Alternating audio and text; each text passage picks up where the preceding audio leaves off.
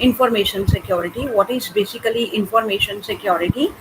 So before discussing about information security, we are going to discuss about what is the objective of the same that we are going to discuss. And that is, after the end of the lecture, you will be able to learn various security measures that we will use in protecting our data that is transmitted over network between sender and a receiver. So this could be a way to secure our data by some means. So basically, let's proceed with the lecture. First one is information security. What is basically information security? Let's discuss about the simple term. What is basically information security? So it is the name that is given to the preventive steps that we take to guard our information and capabilities. Like as the name implies, information security. So what does it mean? It means to secure information by some means. So what are those means? They could be some techniques, they could be some measures that could be taken, or they could be some algorithm, or I can say security algorithms that could be taken into account in order to secure our information. So it is the name that is given to the preventive steps that we are supposed to take when we are supposed to guard our information, or we are supposed to provide security to our information and our capabilities.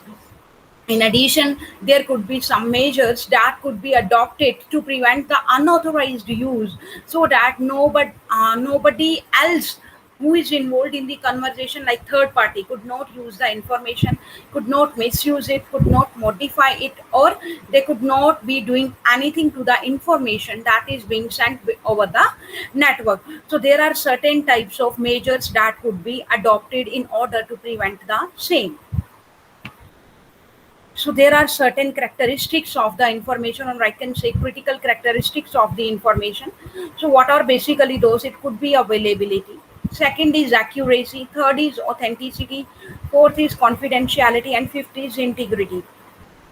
We will discuss each and every characteristics one by one. Let's give you an overview about the same. Availability mean to say the information is available.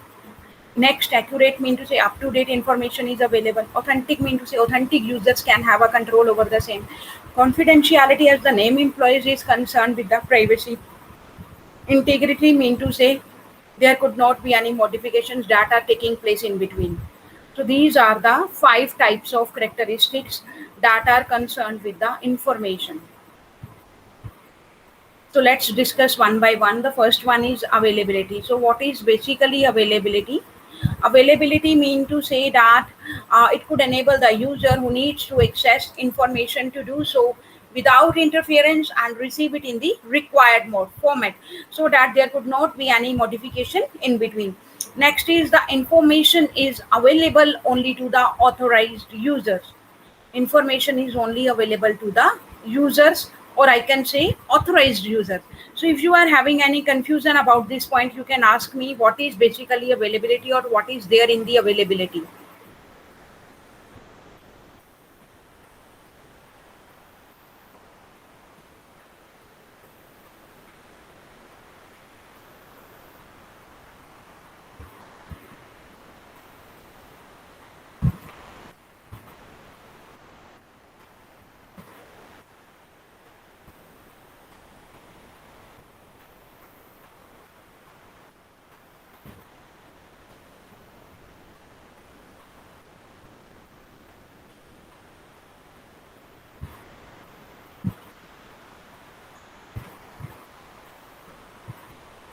Next is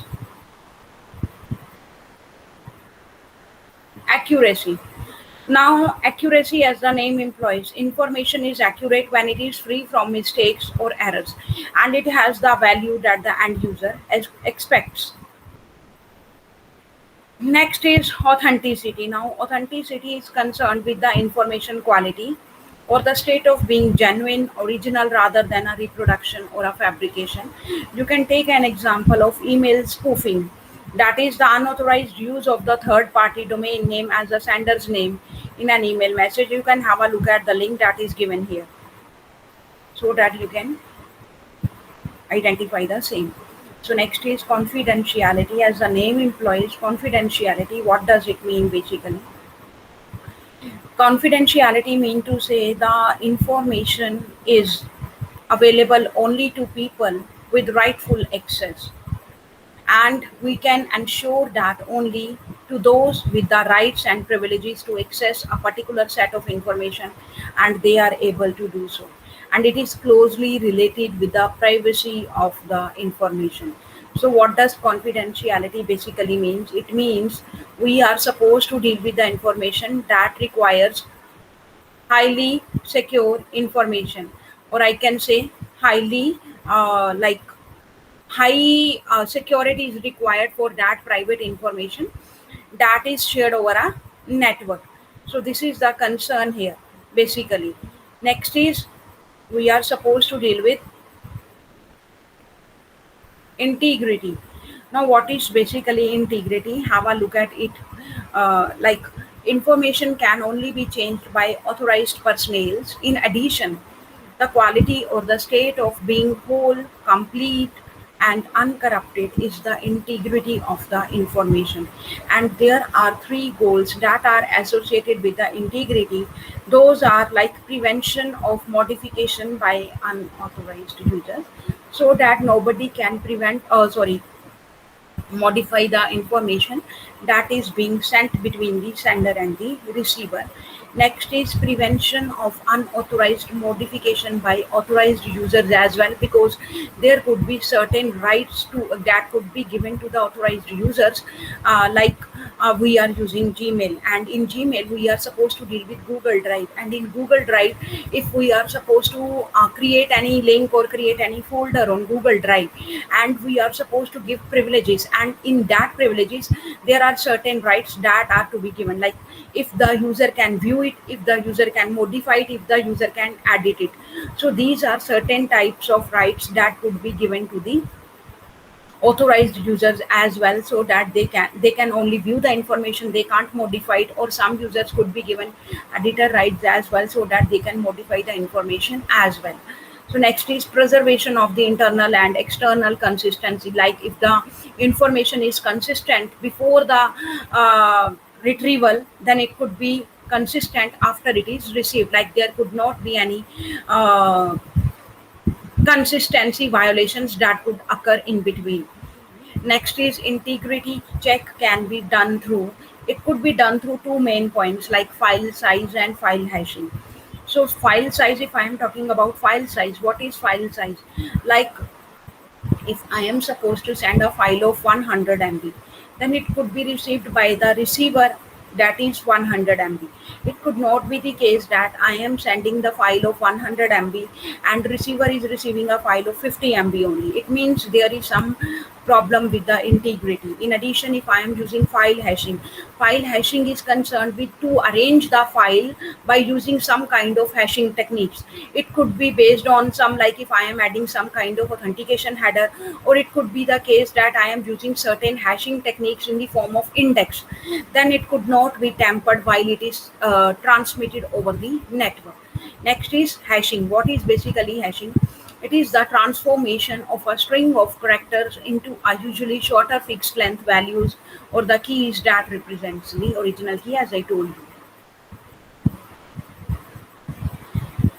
So next is what are the components of an information system? If I am supposed to deal with the components of an information system, what are those? What are the components of an information system? So before basically discussing about the components of the information system, let's discuss about information security in detail first. Like, information security, as the name implies, it refers to the processes, it refers to the methodologies which are designed and implemented. What are methods, what are processes? We have already discussed, like accuracy, availability, integrity, but they are designed and implemented to protect print, electronic, or any other form of confidential, private, and sensitive information or data, but from unauthorized access, use, misuse, or disclosure, destruction, modification, or disruption.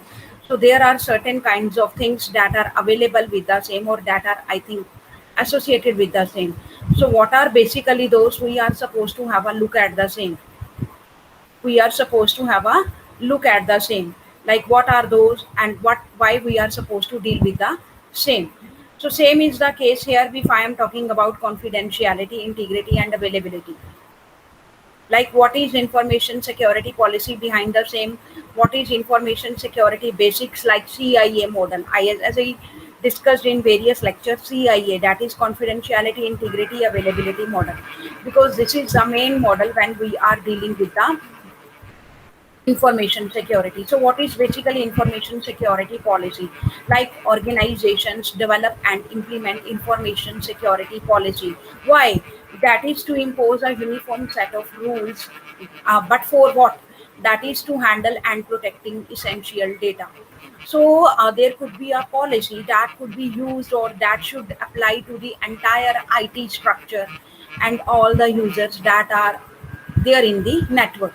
So it determines who has access to various types of data and how identity is authenticated and what methods could be used to secure information at all times. In addition, a good information security policy should also lay out the ethical and legal responsibilities of the company and its employees when it comes to safeguarding the customer data. So, like most information security policies, focus on protecting three key aspects of their data and information. Like I told you about the three: confidentiality, integrity, and availability. Each objective addresses a different aspect of providing protection for information. So, if we are taking them together, then they are often referred to as the CIA model of the information security. And the CIA model holds unifying attributes of an information security program that can change the meaning of the next level security. So we are supposed to deal with information security basics like the CIA model: confidentiality, integrity, and availability. It is known as CIA triad. So it is sometimes referred to as AIC triad because we can change it according to our requirement, like availability, integrity, and confidentiality, to avoid confusion with the Central Intelligence Agency, which is known as CIA. So, confidentiality, if we are talking about confidentiality, what is confidentiality in real sense? So, when we are talking about the confidentiality of the information, then we are talking about protecting the information from being exposed to an unauthorized party. But why? Due to a data breach, or inside threat. So, according to the federal code, preserving restrictions on access to your data is important as it secures your proprietary information and maintains your privacy. And in that manner, nobody wants to deal with the fallout of a data breach. So that is why you should take major steps to implement document security, establish security control for various sensitive files, and establish clear information security policies regarding devices. So confidentiality covers a spectrum of access control and measures that protect your information from getting misused by any unauthorized access. The ideal way to keep your data confidential and private, prevent a data breach, is to implement safeguards. So next is, every piece of information a company holds has value, especially in today's world. So whether it is financial data, credit card numbers, trade secrets, or legal documents, everything requires proper confidentiality, or I can say, in other words, only the people who are authorized to do so should be able to gain access to sensitive data. So a failure to maintain confidentiality means that someone who should not have access has managed to get access to private information through internet intentional behavior or by accident. A failure in confidentiality can cause some serious devastation. So some information security basics to keep your data confidential are encryption, password, two-factor authentication, and biometric verification. So these are certain types of things that we are supposed to consider when we are dealing with confidentiality. If we are talking about encryption mean to say we are supposed to encrypt our information. We are supposed to encrypt our information. Next is password, by choosing the strong password. Two-factor authentication, like public key could be used. In addition, we are supposed to use private key. Next, biometric verification could be there. Next is integrity. If we are talking about integrity, now, like in the world of information security, like integrity. So integrity mean to say like accuracy and completeness of the data, because security control focused on integrity are designed to prevent data from being modified or misused by an unauthorized party. So integrity involves maintaining the consistency and trustworthiness of data over its entire life cycle. So data must not be changed in transit, and precautionary steps must be taken to ensure that data cannot be altered by unauthorized people. So for example, in data breach that compromises integrity, a hacker may seize data and modify it before sending it on the intended recipient. So there are some security controls that are designed to maintain the integrity of the information. That could include encryption, user access controls, version control, backup and recovery procedures, error detection, and software. So what is basically user access control? What is basically user access control? We are supposed to uh, discuss them one by one, like what are various user access control.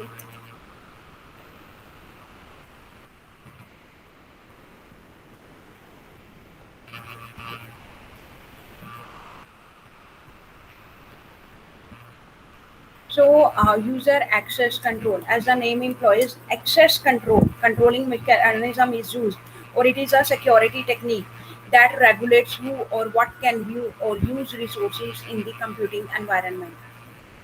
So it could be a fundamental concept in the security that minimizes the risk to the business or an organization. So there could be two types of access control, that is physical and logical. If I am talking about physical access control, it could limit access to campuses, buildings, rooms, and physical IT assets. Next is logical access control. It could limit connections to computer network, system files, and data. So to secure a facility, organizations use electronic access control systems that rely on user credentials, access card readers, auditing and reports to track employee access to restricted business locations and proprietary areas like data centers. And some of these systems incorporate access control panels to restrict entry to rooms and buildings, as well as alarms and lockdown capabilities. So, to prevent unauthorized access or operations. In addition, access control systems perform identification.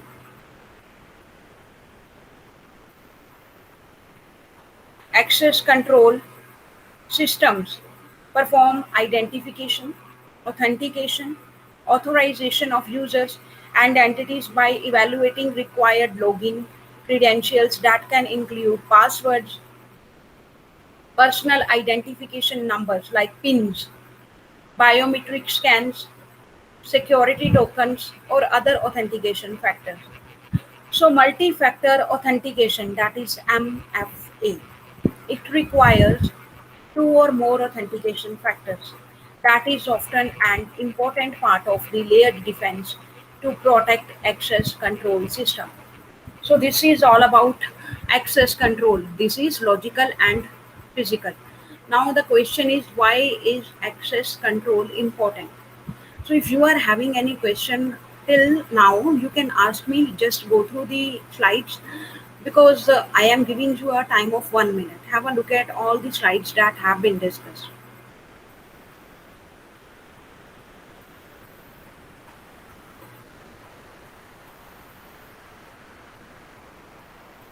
So my next question is, why is access control important? So the goal of access control is to minimize the security risk of unauthorized access to physical and logical systems. So access control is a fundamental component of the security compliance programs that ensure security technology and access control policies that are in place to protect confidential information. It could be a customer data. Most organizations have infrastructure and procedures that limit access to the networks, computer systems, and applications, files, and sensitive data, such as personally identifiable information, that is PII, and intellectual property. So access control systems are complex and it can be challenging to manage in dynamic IT environments that involve on-premises systems and cloud services. So after some high-profile breaches, technology vendors they could have shifted away from single sign-on, that is SSO, systems to unified access management. So it could offer access control for on-premises and cloud environments. Now the question is how access control works basically, because we are dealing with information security here and we are supposed to deal with access control. So why how access control work, that is the main question. So these security controls work by identifying an individual or entity.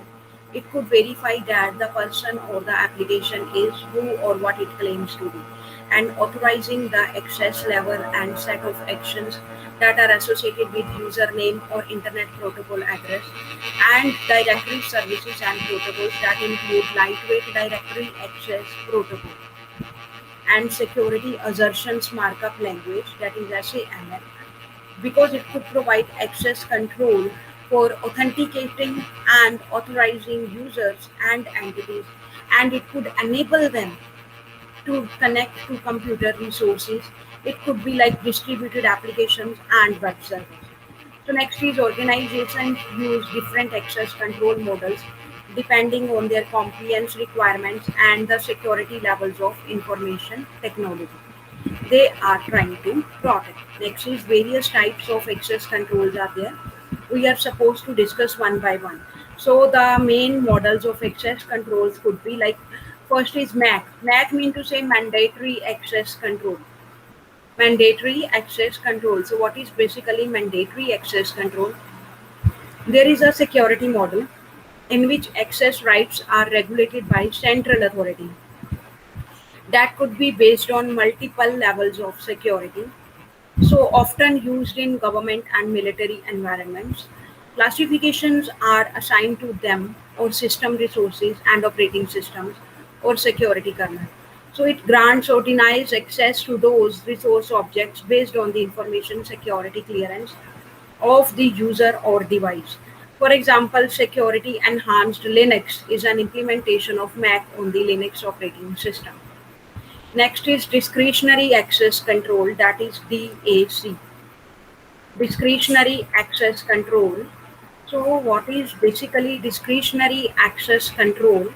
So it could be an access control method in which owners or administrators of the protected system or data or resources that set the policies.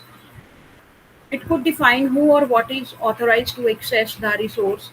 Many of these systems enable administrators to limit the propagation of access rights. A common criticism of DAC system is the lack of centralized control. Next is role-based access control, that is RBAC. What is basically role-based access control? This is the widely used access control mechanism that restricts access to computer resource based on individuals or groups with defined business functions, for example, executive level or engineer level 1 or etc., rather than the identities of the individual users. The role-based security models relies on a complex structure of the role assignments, role authorizations, and role permissions that are developed using role engineering to regulate employee access to systems. In addition, RBAC system can be used to enforce MAC and DAC framework. Next is we are talking about rule-based access control. So what is basically rule-based access control? So this is the security model in which the system administrator defines the rule that governs access to resource objects. Often these rules are based on conditions like time of day or location, So it is not uncommon to use some form of both rule-based access control and RBAC to enforce access policies and procedures. Next is attribute-based access control. So this is the methodology that manages access rights by evaluating a set of rules, policies, relationships using the attributes of user, systems, and environmental conditions. In addition, if we are supposed to implement access control, so what could be the platform for the same, or what could be the implementation details behind the same? So access control is the process that is integrated into an organization IT environment. It can involve identity management, access management systems. These systems provide access control software, a user database, management tools for access control policies, auditing and enforcement. So when a user is added to an access management system, system administrator use an automated provisioning system to set up permissions based on access control framework, job responsibilities, and workflows. So the best practice of least privilege restrict access to only resources that employees require to perform their immediate job functions. So next is various challenges of access control. So we are supposed to discuss the same. Various challenges of access control. So what are basically various challenges of access control? So many of the challenges of access control stem for the highly distributed nature of the modern IT. So it is difficult to keep track of constantly evolving assets as they spread out both physically and logically. So some specific examples include various things like if we are supposed to dynamically manage distributed IT environment. So we are supposed to manage the IT environments dynamically. In addition, password fatigue. Password fatigue could be used. In addition, compliance visibility through consistent reporting. Next could be centralizing user directories and avoiding application specific silos and data governance and visibility through consistent reporting. So if we are dealing with modern access control strategies that are supposed to be dynamic, why? Because traditional access control strategies are more static because most of the company's computing assets were held on premises, and modern environment consists of many cloud-based and hybrid implementations which spreads assets out over physical location and over a variety of unique devices. So a singular security fence that protects on premises assets is becoming less useful because assets are becoming more distributed. So, to ensure data security, organizations must verify individual identities. Why? Because the assets they use are more transient and distributed. So, the asset itself says less about the individual user than it is used to. And in addition, of organization often struggle with authorization over authentication. And authentication is the process of verifying an individual who they say they are through the use of biometric identification and MFA. So the distributed nature of assets give organizations many avenues for authenticating an individual. Next is the process that companies struggle with more is authorization, which is the act of giving individuals the correct data access based on their authenticated identity. So one example of where the might fall short is if an individual leaves a job but still has access to that company assets. So this can create security holes because the asset the individual uses for the work, a smartphone with company software on it. For example, is still connected to the company internal infrastructure, but it is no longer being monitored because the individual is no longer with the company. So let uncheck. This can cause problems for an organization. If the ex-employee device were to be hacked, then the hacker could gain access to sensitive company data that is known to the company because the device is no longer visible to the company in many ways. but still connected to company infrastructure. So the hacker may be able to change passwords, view sensitive information, or even sell employee credentials or consumer data on the dark web for the other hackers to use. So one solution to this problem is strict monitoring and reporting on who has access to protected resources so that when a change occurs, it can be immediately identified and access control list ACL and permissions can be updated to reflect the change. So next is another often overlooked challenge for access control is the user experience. That is the design of the access control technology. So what could be that?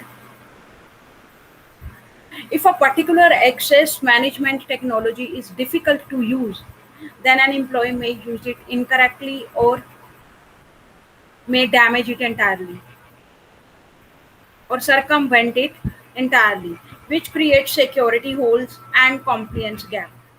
So if a reporting or monitoring application is difficult to use, then the reports themselves may be compromised due to an employee mistake, which when would result in the security gap because an important permission change or security vulnerability went unreported. Next is access control software. So there are many types of access control software and technologies that are available and often multiple components are used together to maintain access control. So the software tools may be on premises, in the cloud or a hybrid of both. So they may focus primarily on the company's internal access management or may focus outwardly on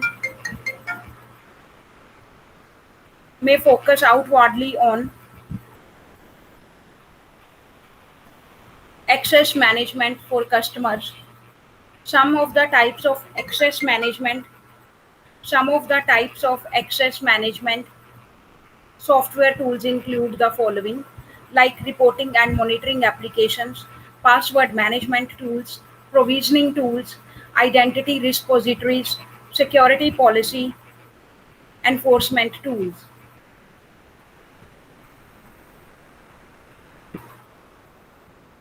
So Microsoft Active Directory is the one of the example of the software that include most of the tools listed above in the single offering.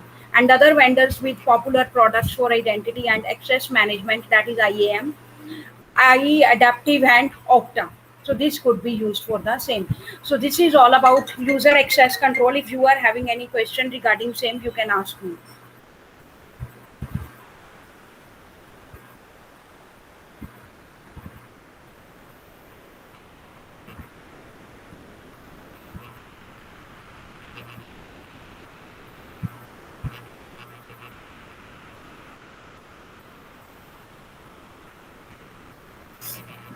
Next is availability.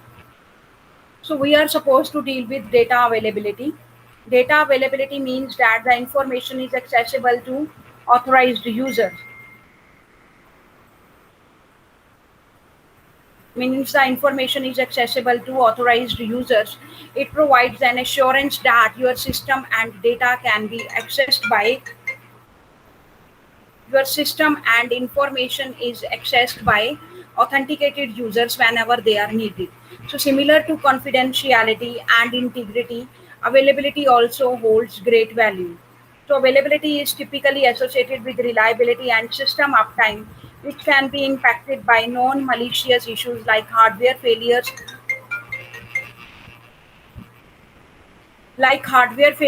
unscheduled software downtime, human error, or malicious issues like cyber attacks and insider threats. If the network goes down unexpectedly, then users will not be able to access essential data and applications. So information security policies and security control addresses availability concerns by putting various backups and redundancies in place to ensure continuous uptime and business continuity.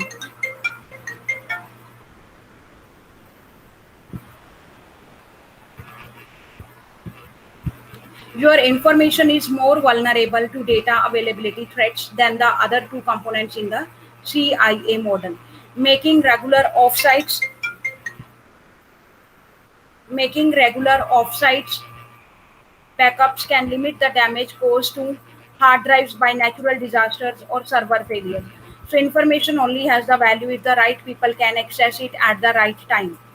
So information security measures for mitigating threats to availability, data availability include off-site backups, disaster recovery, redundancy, failover, proper monitoring, environmental control, virtualization, server clustering, continuity of operation, planning.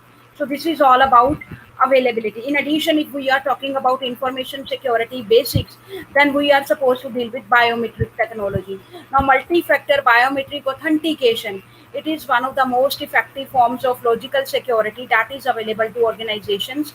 So, by requiring users to verify their identity with biometric credentials like fingerprint or facial recognition scans, you can ensure that the people accessing and handling data and documents are who they claim to be. So, biometric technology is particularly effective when it comes to document security and e-signature verification. So, continuous authentication scanning can also mitigate the risk of screen snoopers and visual hacking, which goes a long way toward protecting and confidentiality requirements of any CIA model. So, smart eye technology, we have made biometrics the cornerstone of our security controls. With our revolutionary technology, you can enhance your document security, easily authenticate e-signatures, and cover multiple information security basics in a single easy-to-use solution. So, to get a hands-on look at the what biometric authentication can do for your security controls, you can download the Smart Eye mobile app today or contact our information security experts to schedule a demo.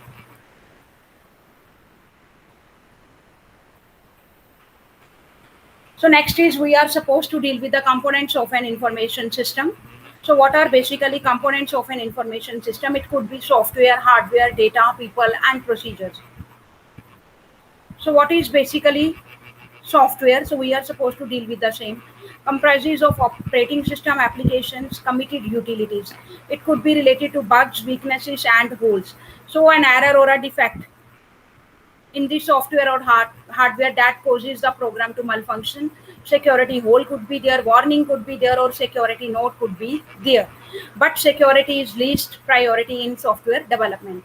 Hardware. Next, hardware execute houses and executes the software. It could stores and carries the data. It could provide interfaces for entry and removal of information from the system, physical security policy that deals with the hardware. Data, that is the main object of intentional attack that we all are dealing with. People, that is the main threat to information security and it is generally overlooked. Now, there are various procedures that we are supposed to follow. Procedures are written instructions for accomplishing a specific task. It is another frequently overlooked component. So, what is basically network security? It is an effort to create a secure computing platform so that users or programs cannot perform actions that they are not allowed to do so. In addition, network security is the protection of networking components, connections, and contents.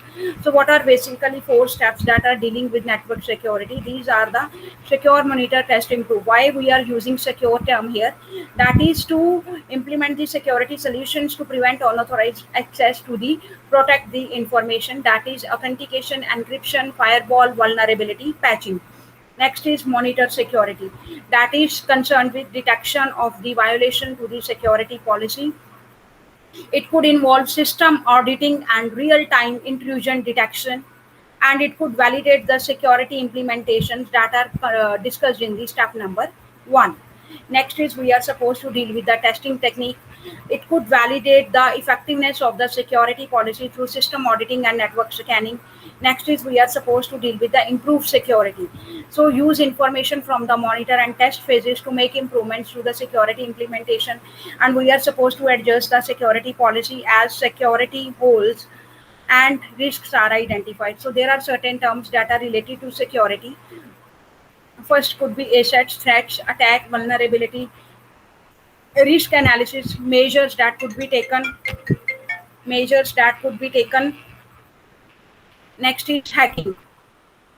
What is asset? It is the organization resource that is being protected. It can be logical like website information data. It can be physical like computer system or other intangible object. Next is threats, vulnerability and controls. Threats and vulnerability, that is a risk, a person, thing or event or idea which poses some danger to an asset. It could be possibly means by which a security policy may be breached. Next is an attack. It is the realization of a threat. Next is vulnerability. That is a weakness in the system that can be exploited to cause loss or harm. Next is risk is equal to threat plus vulnerability. So what is that?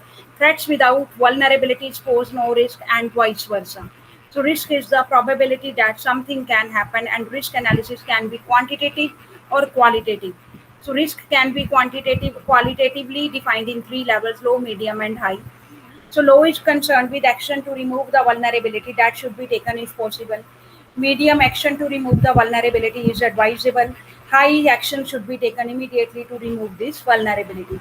So next is hacking. Hacking can be defined positively or negatively. To write computer programs for enjoyment or to gain access to a computer illegally. Now what we have discussed, you can have a look at the same. This is the summary about today's lecture. What is information security, what is access control, what is network security, what are various assets, threats, and countermeasures that we are supposed to take when we are dealing with information security. So if you are having any query regarding same, you can ask me. You can go through all the slides that have been discussed so far.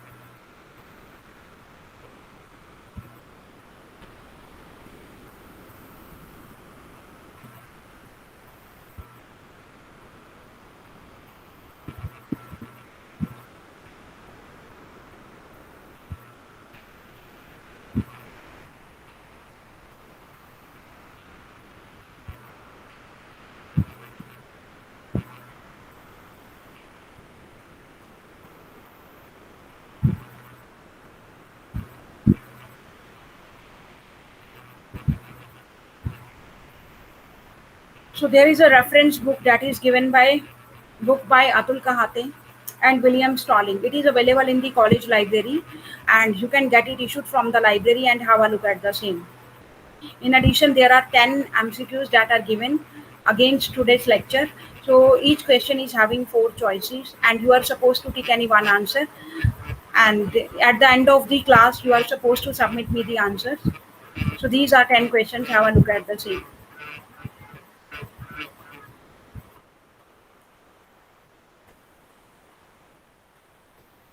So this was all about today's class. If you are having any query, you can ask me any question.